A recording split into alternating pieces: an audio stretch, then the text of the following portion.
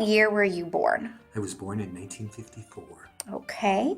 And do you remember what day of the week it was? I do not, actually. Did your parents tell you anything exciting about that day? Not really. I am the youngest of 10 children. So at that time, I really didn't phase my mom anymore at that point, so it was just pretty much normal. Yeah. And where were you born? I was the first one in the family to be born in the hospital here in Dubuque. Wow. Okay.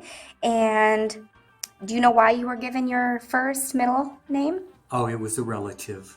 It was a relative, typical Catholic type naming convention. You're named after an uncle or an aunt, and they're your sponsor at baptism. So, Okay, great. And what were some of your hobbies growing up? hobbies. I think probably raising animals. I was born and raised on a farm, Okay. and we had a ton of animals. So basically, what you did is you had to take care of the animals 7 days a week, 364 days a year. So there was always a lot of work to do, and you just developed a responsibility that animals rely on you to take care of them. So, would you say this is what you enjoyed doing, or did you have other things that you No, enjoyed? I love doing it because when you're on the farm, you really don't see all the outside things that kids that live in the city see. Like the first movie I went to was I was 13 years old, and that was a special occasion. I mean, you just didn't do that. Yeah. Would you consider that your first job, or what was your first real job? It was my first job. Basically, my folks being older, they retired, and my mother died when I was 15, and my dad died when I was 17. But my brother had the farm, so I went out and helped him all Okay. through high school. So, Okay. And so what are your major concerns about the younger working generation right now? and I'm going to take this from my own personal experience. I have two grown sons, and because I came from nothing, I always wanted to make sure that they didn't have the same struggles that I did. So I tended to more or less give them whatever they needed. And I think sometimes that makes the younger generation not as self sufficient. So, did you get allowance when you were a little boy? You know, um, I used to get spending money when we would go to like baseball games or something like that. I would get probably 75 cents. And that was way back in the like late 50s, early 60s, and you could buy candy and soda and stuff like that. So whenever we did go out, which was maybe once a week, I did get spending money. What was the best gift you received as a child? Um, I would have to say probably a bike. I got it for Christmas one year. And typically for Christmas, we got one major toy item and then we got clothes. Awesome.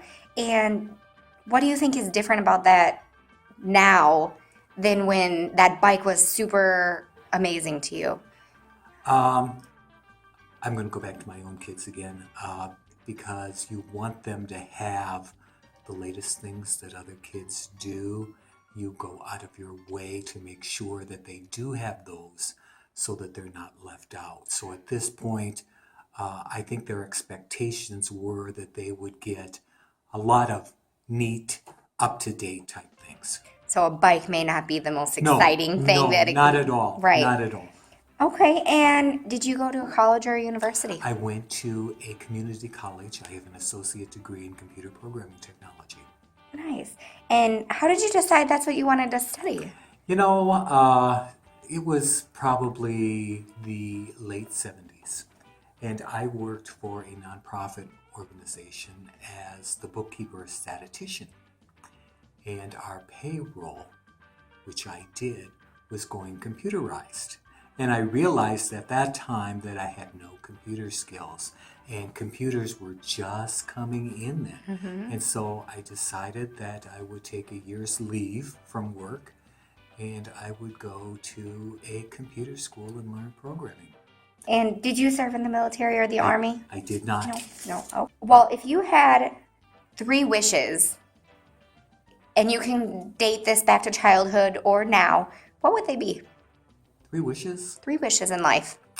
I don't really think I have any wishes at this point. And do you think the present time is better than the past? I think the present time is better because I've gone through all of that. Right now, I know whatever happens, I'll be fine. I will be fine. In the past, I've gone through a lot of struggles, which actually built the character that I am today. With my mom dying at 15 and my dad at 17, there were a lot of struggles that I went through, but it made me a strong person. Right. I've learned to come from nothing, and at this day, I can get by with nothing. Are you a grandpa? I am. I have 3 grandchildren. And are you concerned about what the future holds for them? Not really. No. Not really. I know that both of my sons have the integrity and know that they need to work for whatever they have. They will be fine. Perfect. One last question. Sure. What does working right now mean to you? Working right now means to me, it's the satisfaction of knowing that I'm still able to do a good job. A lot of people my age, their mental capacity starts to diminish, and that's always a concern, but my mind is sharp right now, so I have the satisfaction of being able to do a job.